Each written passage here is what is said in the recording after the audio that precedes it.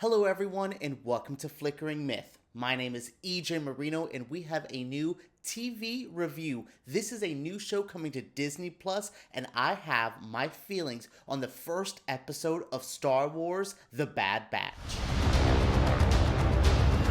I like to let the Star Wars fans know that I am not the biggest fan of these films. Not that I have anything against them, not that I'm like a hater of them, but I'm not like personally attached to Star Wars stuff. I've seen some of the series, I've seen some of the films, but this is my first time really getting into something from the start. I know about the Bad Batch from the Clone Wars. I know that there are characters introduced in the most recent series, but what I liked about this first episode a lot is it kind of held my hand. It let me kind of introduce this to myself before just diving into the real heavy Star Wars stuff. I really enjoyed the first episode of The Bad Batch. I have seen the first two episodes. I can't talk about the second one, but I will say overall, I'm kind of intrigued by this show. Not what I would usually think, because again, I'm not too familiar with Clone Wars or Rebels or anything like that, so I was just like, okay, what am I getting into? I've seen enough to get the style, the animation, with the time period,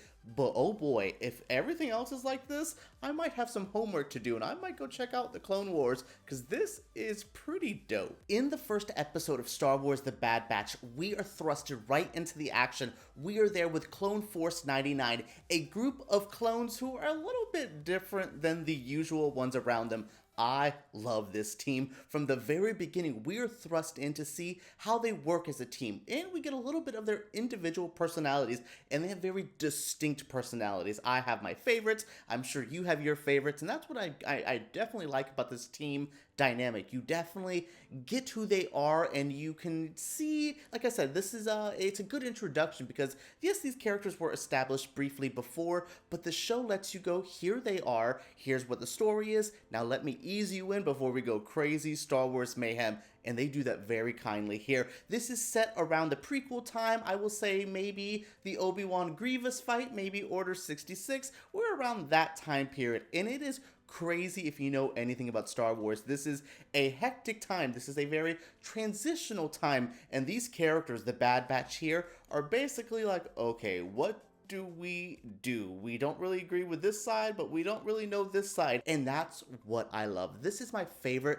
type of Star Wars story, where we're not just doing the epic good versus evil, we're dealing with the middle ground, and that's my favorite part of Star Wars. Those gray Jedis, those characters who are a little bad but a little good, who just kind of do their own thing, and that's what Clone Force 99 are. They're really cool. So when they are kind of thrusted into this new time period, we're seeing how they are adjusting. We're seeing how they fit into this overall puzzle. I like them. I think they are the craziest puzzle piece I have seen in the prequel era. I am really intrigued by what these characters are going to do. And this show actually has its own stuff. We introduced a new character named Omega, who I'm not going to talk too much about, but there's a future for that character that I see is going to be very, very bright. Overall, I really think this first episode guided me well with these characters. Now let's see what these characters are up to and if I can actually keep my interest through the whole season. I am very intrigued. Like I said, first great start, but what can they do with the future? Some of my quick compliments for this series are the voice acting is very strong. I love the Clone Force 99 voices. I love the actor who they have to play Tarkin. Also, the person who voices Omega is very Australian, and it is pretty great. I love the accent. I think it kind of fits in well. Maybe Australia, New Zealand, I don't know. It just fits in well with this whole vibe, and I really like that. But yes, when Tarkin comes into this series, I'm not gonna really say too many people, I don't want to give away too much, but when Tarkin comes in, there's a presence. This is someone you get has power and force, and you like it. I love Tarkin so much, and I also am glad to see it's not a creepy CGI person, it's an animated character, which is nice, because I like Rogue One.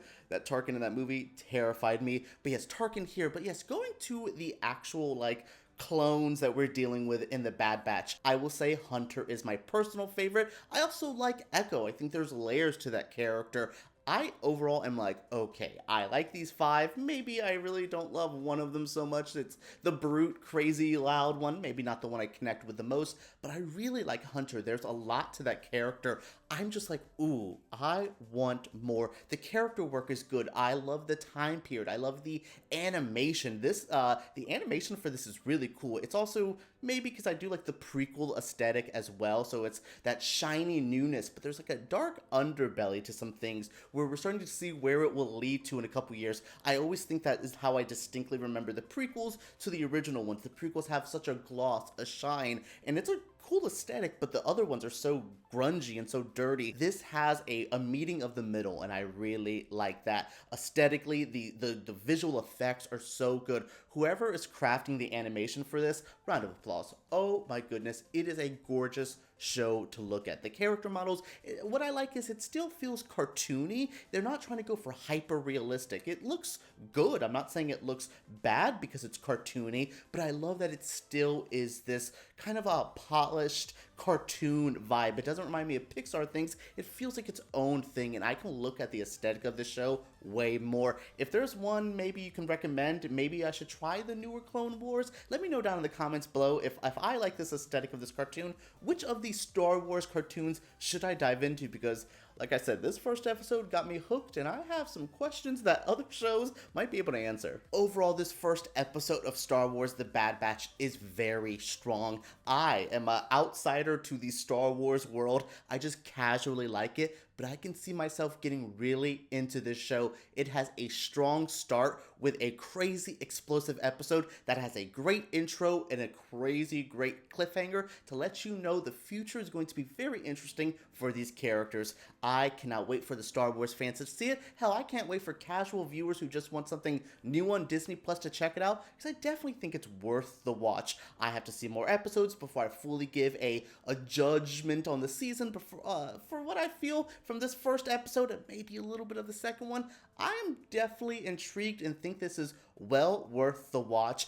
I can't wait for more, and that's crazy coming from me. Alright everyone, that is it for my review of Star Wars The Bad Batch. What did you think of this review? What do you guys think of this show? I am very intrigued. I can't wait for Star Wars fans to see it. Like I said, this is just episode 1. It's a long, jam-packed episode, but there's a lot to enjoy. So let me know what you think down in the comments below. Subscribe to Flickering Myth, because we make videos like this every single week. If you guys want me to cover the rest of this season, I will. I will do weekly reviews if you are interested in this. So let me know. Comment down below. Subscribe and give us a thumbs up if you did enjoy. Alright everyone, let's talk about Star Wars The Bad Batch below.